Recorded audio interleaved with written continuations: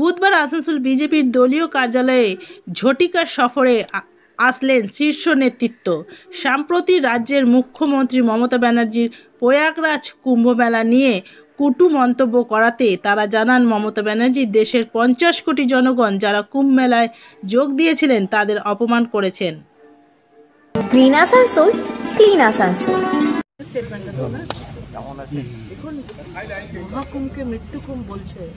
57 কোটির বেশি মানুষ মহাকুম্ভে স্নান করেছে, অমৃত স্নান করেছে।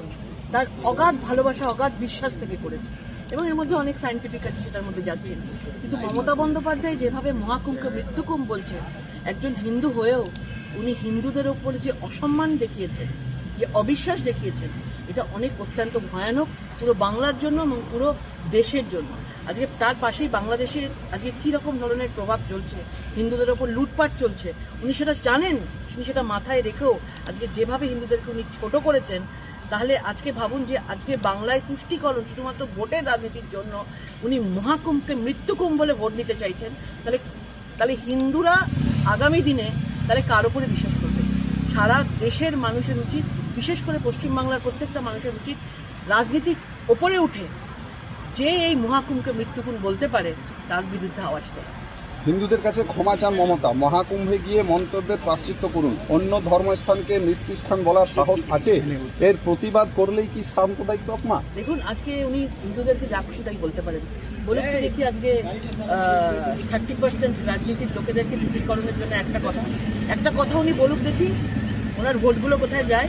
কারণ সফট টার্গেট দেখেছে হিন্দুরা এবং তাদেরকে যেভাবে উনি অপমান করেছেন, সবাই সামনে ওনার হাত জোর করে মাফি হওয়া উচিত ছিল।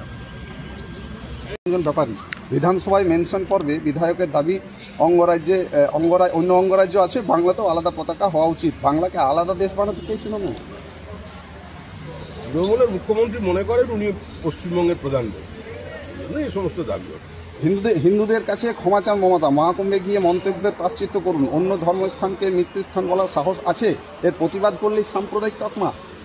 এর প্রতিবাদ করলেই কি সাম্প্রদায়িক? মুখ্যমন্ত্রী যে বিবৃতি দিয়েছেন সেটা আমাদের ধর্মীয় ভাবাবেগ, আমাদের বিশ্বাস, আমাদের পরম্পরা এবং সর্বোপরি মহাকুম্ভকে ঘিরে মানুষের যে উন্মাদনা, যে জনপ্লাবন, সেটাকে অপমানিত করে।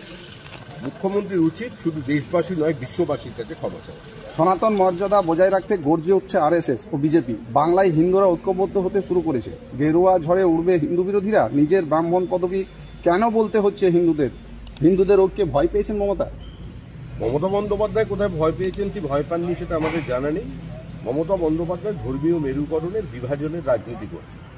আমি যতদূর মনে পড়ছে যে উনি একবার ঠাকুরনগরে গিয়ে বলেছিলেন, আজ থেকে আমি ব্যানার্জি উপাধি ত্যাগ করলাম, আমি মতুয়া। এই ব্রাহ্মণ অব্রাহ্মণের রাজনীতি, এই অস্পৃশ্যতার রাজনীতি বিজেপিতে বিশ্বাস করে না। এটা কংগ্রেসের রাজনীতি, আর ওনার ডিএনএটাও কংগ্রেসের। ওরা